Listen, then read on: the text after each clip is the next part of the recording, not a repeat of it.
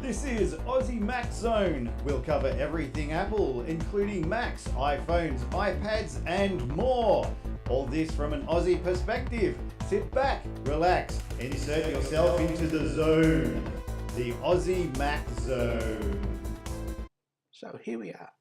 Michael just on his little lonesome because I just want to get these couple of little news stories out of the way.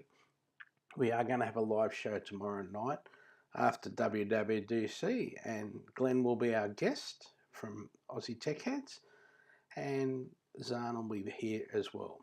So this is show 240. This week's sponsors, of course, are athwebhosting.com.au and Aussie Tech Radio. And with our Aussie Apple ramblings this week, woman found guilty of distracted driving despite claiming she was checking the time on her Apple Watch. A driver is being hit with distracted driving charges in Canada due to her use of Apple Watch while behind the wheel. While the driver claims she was just checking the time, a judge ruled that using the Apple Watch while driving is no different than using a smartphone. The driver was stopped at a red light when a police officer noticed the glow of an electronic device in her car. The stoplight then turned green and the two cars in front of her moved forward, but she remained stationary until the cop shone a light in her car. The cop then proceeded to pull her over and give her a ticket.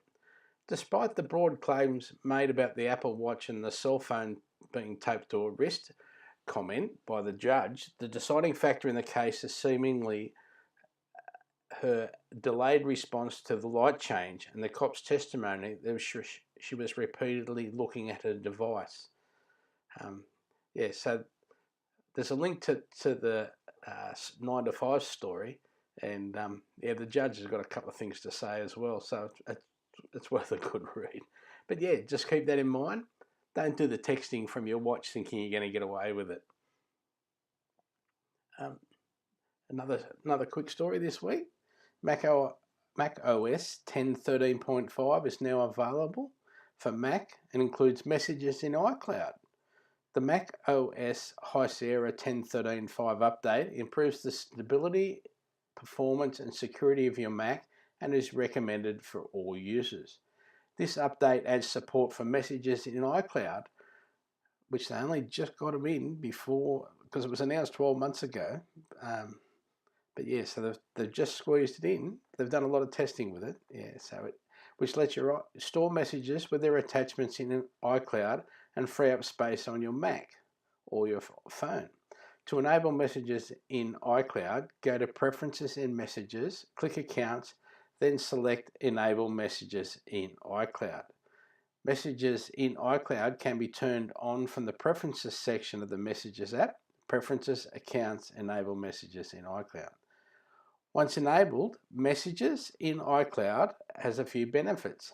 If you delete a message from your Mac, it will disappear from all your Macs, iPhones and iPads running the latest software. The other benefit is all message history will appear when setting up a new Mac from scratch. This previously required restoring your Mac from a backup. So, a reminder this week, again, we are brought to you by athwebhosting.com.au, and we have affordable and competitive plans, 99.95% uptime, domain registration, free setup, auto setup, 24/7 instant activation, accepting PayPal as well as other cards, with over 250 scripts, including WordPress and Joomla, all from $5.95 per month when paid annually. And Glenn will tell us some more tomorrow night, I'm sure. Philips Hue Sync is now available for Mac. The app syncs lighting to games, videos and music. So first announced back in CES in January, Philips is releasing its new Philips Hue Sync app for both Mac and PC today.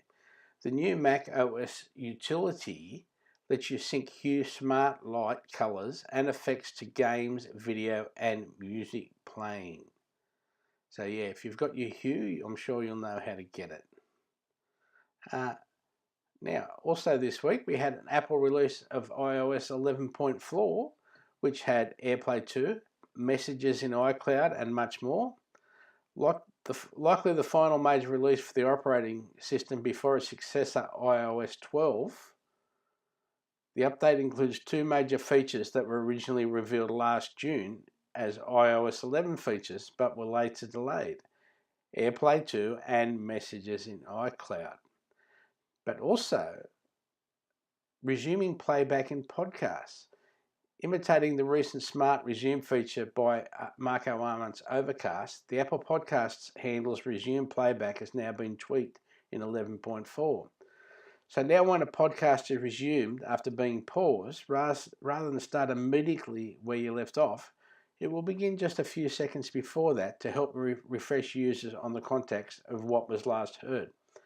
And that's really good, especially when you're using, say, maps.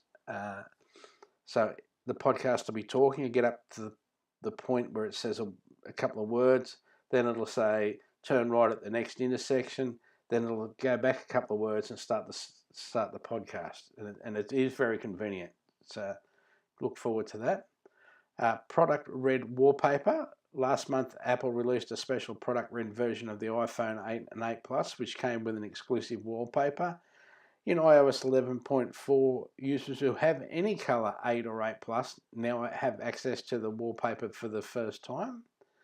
There's also some Today widget tweaks. One minor change that may go otherwise unnoticed is that now when you open the Today view on your device by swiping right on either your home screen or a lock screen, rather than landing at the top of your widgets like before, iOS will instead take off where you last were when you were looking at it. Sorry, I'm trying not to sneeze. Pardon me. Sorry about that. So, yeah, it'll be where you were last on the home screen, which means you don't have to scroll down 400 times if that's what's happening for you at the moment. So, don't forget, this week we were brought to you by Aussie Tech Radio, aussietechradio.com, which has got the award-winning Aussie Tech Heads podcast, our Aussie Tech Crypto podcast, and My Tech Opinion podcast, as well as other podcasts from Australia. So yeah, just a couple of quick ones, just to get the stories out of the way so we can focus on the Worldwide Developers Conference keynote, and hopefully we'll have some of the State of the Union as well after that. So yeah, looking forward to having Zarn and Glenn tomorrow to discuss that on our special Worldwide Developers Conference podcast. So keep an eye for that one in your list as well. Thank you very much and all the best.